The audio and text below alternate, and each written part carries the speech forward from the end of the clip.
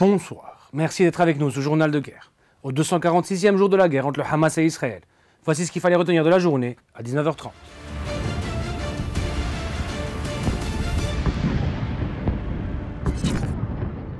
Commençons par la situation à la frontière libano-israélienne. Une frappe de drone israélien a ciblé samedi une moto à proximité d'une station d'essence entre Aïtaroun et Blida.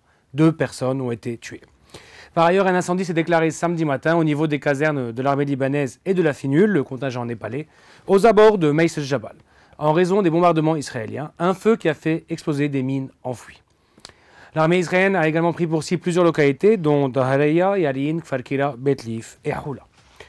De son côté, le Hezbollah a revendiqué les attaques contre le site d'Al-Raheb et une position d'artillerie nouvellement établie dans la région de Sanim, dans le Golan occupé.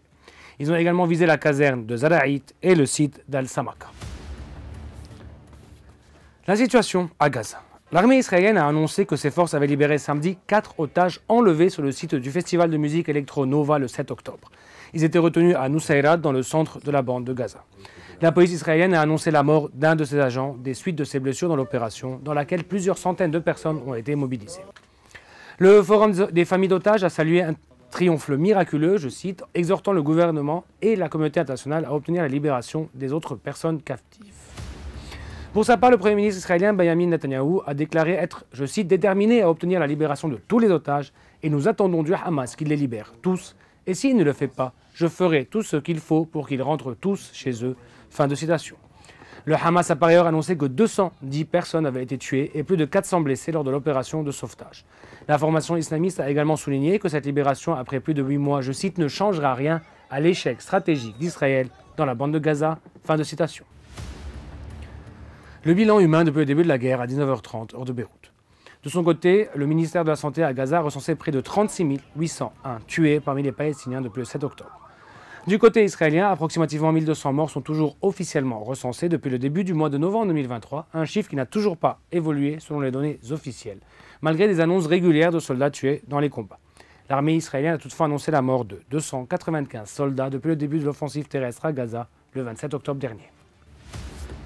Au niveau diplomatique, Benny Gantz, l'ex-chef de l'armée devenu rival politique de Benjamin Netanyahou, qui devait annoncer samedi soir sa démission, a annulé son intervention, selon son porte-parole, peu après l'annonce de la libération des otages. Il exigeait l'adoption d'un plan d'action sur l'après-guerre dans la bande de Gaza, faute de quoi il se verrait contraint de démissionner du gouvernement qu'il avait rejoint après le 7 octobre. Le président américain Joe Biden a assuré samedi depuis Paris, après la libération des 4 otages, que les États-Unis continueraient à se mobiliser jusqu'à ce que tous le soient.